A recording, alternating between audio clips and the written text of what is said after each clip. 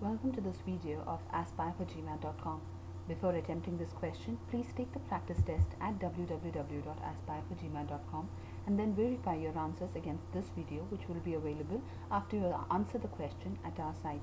The link for the free Aspire for GMAT course is also available in the description box below.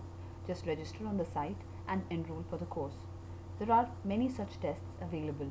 If you have any doubts or queries that you would like us to clarify, post in the GMAT forum and we will answer your questions. Our instructors can also solve these problems in a video which will be available at our site for your benefit. Now let's try to work out the next question. This is the next question. If both x and y are non-zero numbers, what is the value of y by x? So what does the question tell you? It tells you x and y are certain non-zero numbers. They could be positive, they could be negative, they're just non-zero. What's the value of y by x? Is it,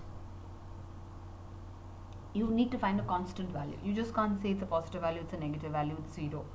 You just need to find a positive, constant value, a particular value that you can determine. Now, there are two different statements given, x is equal to 6 and y square is equal to x square. Now, you need to use these statements and find out whether any of these statements are sufficient individually or whether they're sufficient together or whether they're not sufficient at all. Now, how do we work out this problem? That's what we're going to discuss now. Okay, so how would we now work on this particular problem? See, the problem says if both x and y are non-zero numbers. So we know that x and y are non-zero numbers. They would be, as seen here. Let's just try to input the information given below. Write down the inputs. X and y could be positive, x and y could be negative. We don't care. They're just non-zero. That's all we know. So what is the value of y by x? That's what we need to find out. We need to find out a constant value of y by x. We need to find out that one of the statements, that is one of the options, one or two, one of the options given below should be able to determine the value of y by x. Now there are two different statements given here, x is equal to 6 and y square is equal to x square. Let's take this one by one, deal with it, and then let's take them together and then try to solve. So the first one goes and says x is equal to 6. That's fine. So y by x is equal to y by, instead of x substitute 6, you get y by 6. However, you still don't know the value of y. You just know it's a non-zero number. It could be positive, it could be negative, it could be anything ranging from 0 to a million. So value of this particular y by 6 would again depend on the value of, okay, it's written wrongly here, it should depend on the value of y. So since we don't know y, it's insufficient.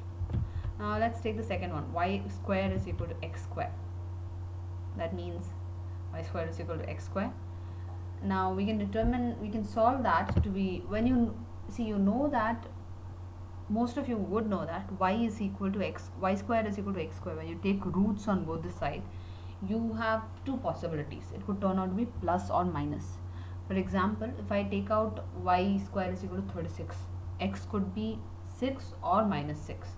It could be 6 square is 36, minus 6 square is also 36, because the minus sign would, when squared, would cancel out, it would become a positive sign. So in this case, y could be plus or minus x, right? If I just take a square root, x could be anything. It could be a positive number, it could be a negative number. I don't know that. Y square is equal to x square means y could be a positive or a negative number. If I have y is equal to 6, x is equal to 6, well, 6 by 6 is 1.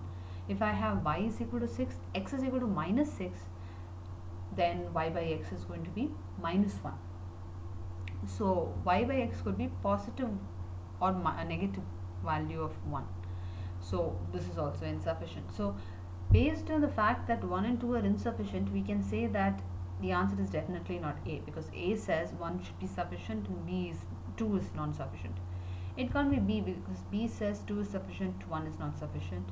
C says 1 and 2 are together sufficient. We haven't yet worked out whether they are together sufficient. D says both of them are individually sufficient, so that can't be the answer. E says that both of them are sufficient, not sufficient at all, whether taken together or individually. So we haven't yet considered them together, so we can't say whether it's E or not. So between C and E, one has to be the right answer.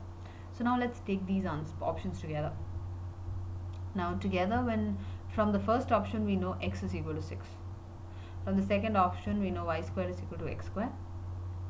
Now because x is equal to 6, we know 6 squared is equal to 36, so y square is also equal to 36. But for y square is equal to 36, y could have any value, plus or minus 6. Now again, if you take plus 6 and you divide it by x plus 6, you get positive value of 1. If you take x is equal to y is equal to minus 6 and you divide it by x is equal to 6, you get minus 1. So again, this is insufficient. It's not going to give you the answer. So it does not give you a determined answer. It cannot be plus or minus 1. It has to be either plus 1 or minus 1. Since it does not give us a confident answer, a comfortable answer, one value for the answer, so it's insufficient because of that. So it's definitely not C, because C says together they should be sufficient. It has to be E, and so the answer has to be